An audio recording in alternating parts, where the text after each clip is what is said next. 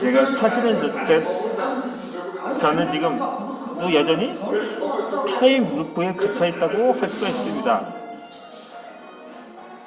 그러다 보니까 조금 격일제를 시행하고 있거든요. 제가 홀순안에는 여기가 지금 현재 부천역 민자 역사거든요. 역사 내 매장이에요. 매장 내에서 제가 지금 영상을 1시간 정도 올리고 있는데 이렇게 15분씩 나눠서 1시간씩 지금 그러니까 10시 반에서 한 11시 반까지는 영상을 올렸다가 그러니까 12시까지는 쇼핑을 하고 점심을 먹고 제가 한 가지 또 취미 생활이 기차 여행이거든요. 이건 기차는 아니고 전철이라고 하죠. 물론 요즘은 대부분 기차라고 하기엔 대부분 전철에 됐기 때문에 전철이라고 볼 수는 있는 거죠. 지금 그렇게 해서 제가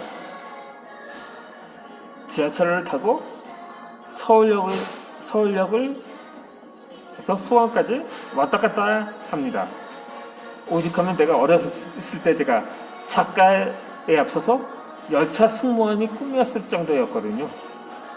그러다 보니까는 하루는 그냥 시청각 교육을 하고 또 짝수나는 시청각 교육 계속 유튜브를 시청하고 또 제 영상을 업로드하면서 그렇게 모니터링을 하는 날을 보내고 있는데 물론 아무리 격일제라고는 해도 뭐랄까 다람쥐 쳇바퀴를 돈다고 볼 수가 있는 거죠.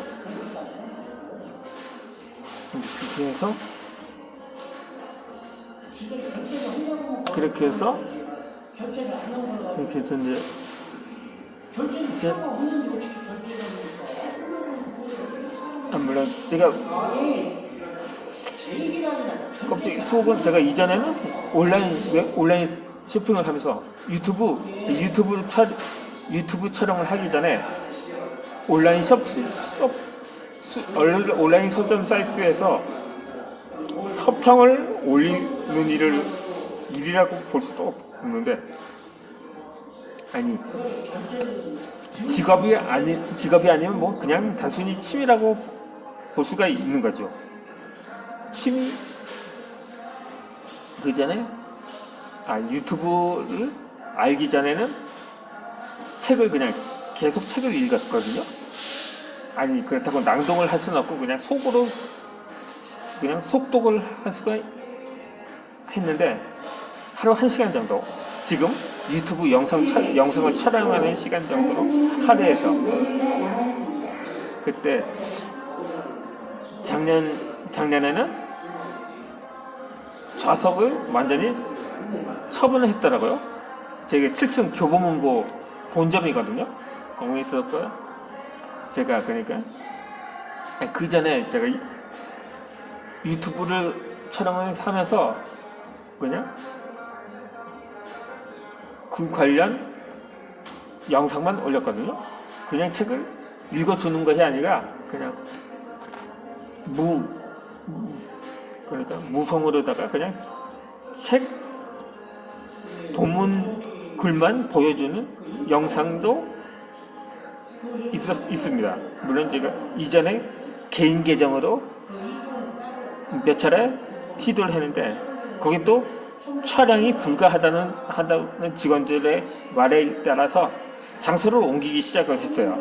물론 처음 유튜브 영상을 시작할 때도 원래 있던 그 교보문고 복무부점에서 촬영을 하다가 그러다가 광장으로 나가서 광장에 의자에서 영상을 올리다가 또 날이 추워지면서 실내로 들어오게 되었거든요. 그러다 올해 들어서 이곳으로 정착을 하게 된 거죠. 비록 제가 점심을 땡겨 먹은 것 외에는 그렇게 주문한 이제 처음에는 제가 햄버거랑 너겟을 시켰거든요. 뭐 앞서 언급한 것처럼 뭐 그 매일 먹을 수는 없곤 해서 뭐 아무리 번갈아라도 해도 그렇게 한번 물론 커피나 사이다는 뭐 매일 마셔서 뭐 상관은 없거든요. 더군다나 요즘 날이 차츰 더워지고 있으니까 이제는 따뜻한 커피를 마셔서 중간중간 마시는데 이제는 아이스 커피를 시켜서 한 번에 그냥 들이키고 우선 그런 다음에 강해를 하려고 하고 있죠. 강해라고 하기엔 너무 거창하다고 할 수가 있을 것입니다. 어쨌든 간 그러니까 이제 나는 저한테는 뭐 들어갈 게 별로 없었거든요. 결혼을 해서 애가 있는 것도 아니고 물론 부모님이 계시긴 하거든요. 그러니까 아직 분가를 하진 않은 거죠. 하지만 그럼에도 불구하고 내 삶을 바꿔야겠다는 생각이 들었습니다. 타임루프에서 벗어나고 싶은 많은 사람은 뭐 그렇게 생각을 하죠. 특히 관련된 자기개발 책들을 보면 대부분 그러한 사연들이 많더라고요. 하지만 그 방법을 모르는 뿐이죠. 그렇게 물론 먹고 사는 일이 중요하거든요. 뭐 직장인들은 직장 생활을 왔다가 집과 회사를 왔다 가면서 물론 때는 출장도 가고 뭐 어쩌고 저쩌고 뭐 약간 다르게 기존의 틀하고는 다르게 직장 생활을 하는 사람들도 없진 않죠. 물론 하지만 마찬가지죠. 아이가 있는 사람들은 아이를 키우기 위해서 뭐 부모님이 생존하신 사람들은 부모님의 부양을 위해서 그렇게 자신이 무언가를 경제 활동을 해야 하지만 그렇다고 모든 자산은 없고 기술도 없고 스펙도 없다 보니까는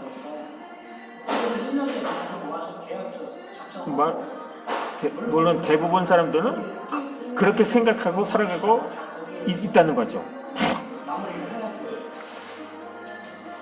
그러니까 뭐 인생의 틀이 그렇더라고요. 태어나서 유치원 들어가고 초등학교 들어가고 중학교 가고 고등학교 들어가고 대학까지 들어가고 대학원 가고 유학까지 갔다 오고 물론 일부를 포함하면 뭐 그렇게 해서